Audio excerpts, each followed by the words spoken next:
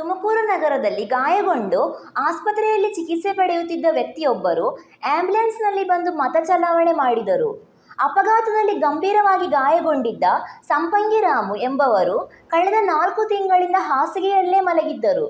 ಇಂದು ಆಂಬ್ಯುಲೆನ್ಸ್ನಲ್ಲಿ ಬಂದ ಸಂಪಂಗಿ ರಾಮು ಅವರು ತುಮಕೂರು ನಗರದ ರೈಲ್ವೆ ಸ್ಟೇಷನ್ ರಸ್ತೆಯ ಮತಗಟ್ಟೆ ಸಂಖ್ಯೆ 148ರಲ್ಲಿ ಮತದಾನ ಮಾಡಿದರು.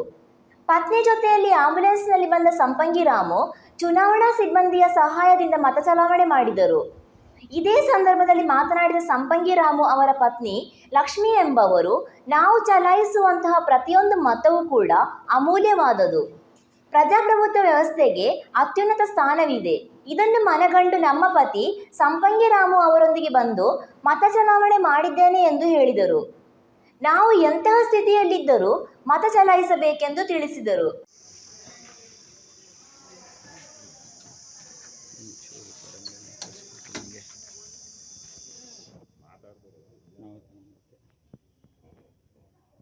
ಸರ್ ನಮಸ್ಕಾರ, ಇದು ಓಟ್ ಹಾಕಕ್ಕೆ ಬಂದಿದ್ದೀರಾ ಸರ್? ಹಾಂ ಹಾಂ ಹಾಂ, ಹೇಳಿ ಸರ್, ನಿಮ್ಮ ಅಭಿಪ್ರಾಯ ಹೇಳಿ ಸರ್. ಸರ್ ಏನು ಹೇಳಬೇಕು, ಜನತೆಗೆ ನೀವೇನು ಹೇಳ್ತೀರಾ ಅಂತ? ಸರ್ ಏನೇ ಪರಿಸ್ಥಿತಿಯಲ್ಲಿದ್ದರೂ ಬಂದು ವೋಟ್ ಮಾಡಬೇಕು. ನಾನು ಈ ಸ್ಥಿತಿಯಲ್ಲಿದ್ದರೂ ನಾನು ಬಂದು ವೋಟ್ ಮಾಡ್ತಾ ಇದ್ದೀನಿ.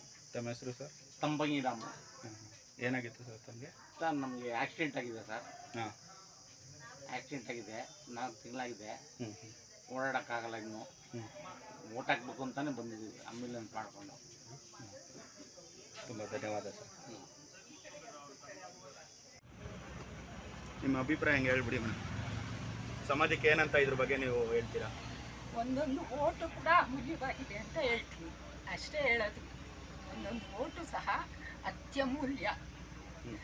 ಆರೋಗ್ಯಕ್ಕಿಂತ ದೇಶದ ಹಿತರಕ್ಷಣೆಯೇ ಮುಖ್ಯ.